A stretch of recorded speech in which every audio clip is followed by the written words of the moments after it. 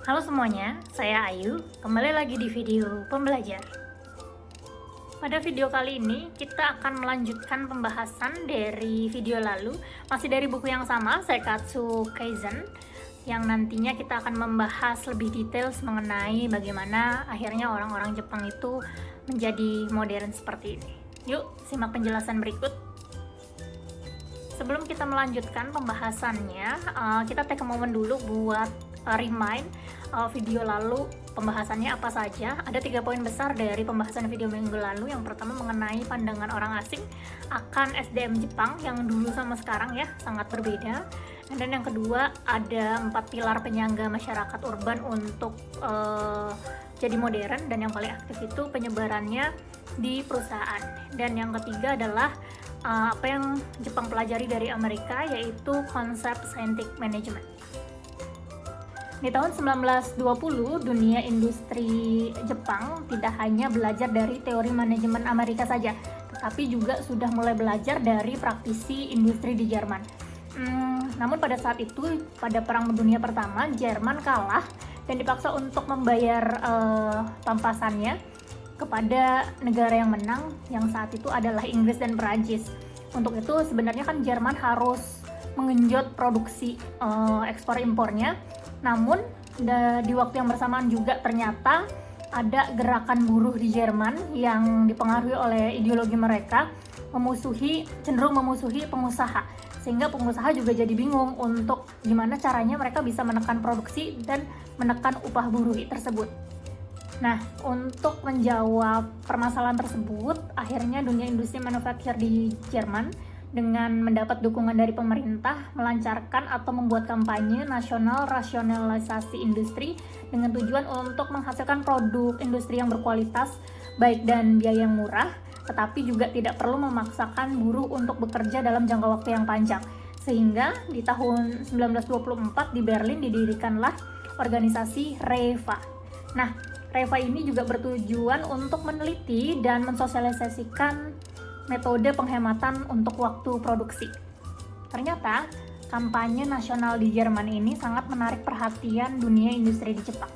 Salah seorang tokoh utama dalam kampanye nasionalisasi bernama Morikawa Kakuzo mempelajari secara komprehensif mengenai kampanye tersebut ketika ia ditugaskan di kantor perwakilan Mitsubishi di Berlin di tahun 1928 sampai 1932.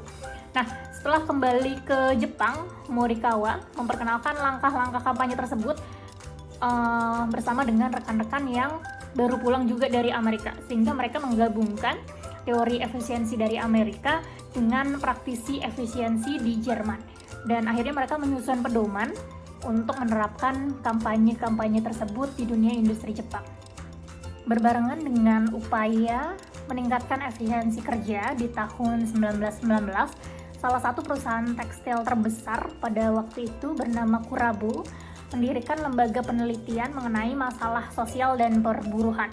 Nah, lembaga ini diberi nama Penelitian Masalah Sosial OHAR yang beranggotakan sejumlah ahli ekonomi terkenal pada waktu itu. Jadi mereka saat itu mengadakan survei ke pabrik-pabrik menanyai tentang kebutuhan hidup, konsumsi, kecelakaan di tempat kerja, kebiasaan-kebiasaan buruh, dan lain sebagainya yang mereka rangkum untuk menunjang perbaikan kualitas kerja. Nah, bidang ilmu seperti ini disebut juga dengan labor science. Eksistensi lembaga ini merupakan bentuk kepedulian antara pengusaha dengan buruh demi memperlancar kegiatan produksi. Nah, pada era Perang Jepang, lembaga ini berkolaborasi atau bergabung dengan pemerintahan dan membentuk Asosiasi Pekerja Industri Patriotik Jepang, di mana serikat buruh ini dan pihak perusahaan bekerja sama sehingga buruh tidak mogok kerja, tidak mensabotase, dan bisa bekerja atas inisiatif sendiri untuk meningkatkan produksi. Sedangkan pihak perusahaan atau pihak pengusaha mulai memperhatikan kebutuhan buruh dan membayar upah mereka secara layak. Kondisi inilah yang kemudian membentuk budaya karyawan Jepang yang loyal pada perusahaan.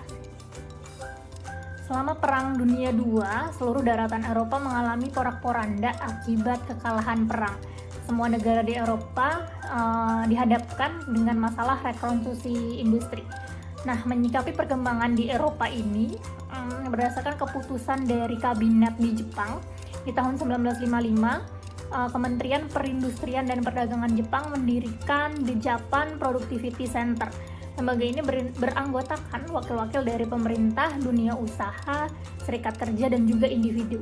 Tujuan dari lembaga ini yaitu bekerja sama untuk meningkatkan aktivitas industri dan daya saing produk di Jepang dengan menggenjot ekspornya, meningkatkan penerimaan negara, dan meningkatkan juga kesejahteraan seluruh rakyat Jepang. Adapun tokoh-tokoh dalam sejarah kampanye peningkatan efisiensi di Jepang yang berjasa untuk memperkenalkan dan juga mensosialisasikan ide dan praktek peningkatan efisiensi, diantaranya yang pertama adalah Ueno Yoichi. Nah, tokoh ini paling berjasa dalam memperkenalkan konsep manajemen ilmiah, di mana seorang Ueno ini adalah seorang dosen psikologi yang kemudian beralih profesi sebagai konsultan manajemen. Tokoh yang kedua adalah Araki Toichiro. Araki ini adalah pelopor profesi konsultan manajemen Jepang. Selain belajar tentang metode manajemen ala Taylor dari pembahasan video lalu ya, Araki juga pernah bekerja di pabrik-pabrik Amerika untuk menimba pengetahuan di lapangan mengenai langkah-langkah konkret apa yang dilakukan untuk meningkatkan efisiensi produksi. Terima kasih teman-teman sudah menonton video ini sampai habis. Sampai berjumpa lagi di video pembelajar selanjutnya.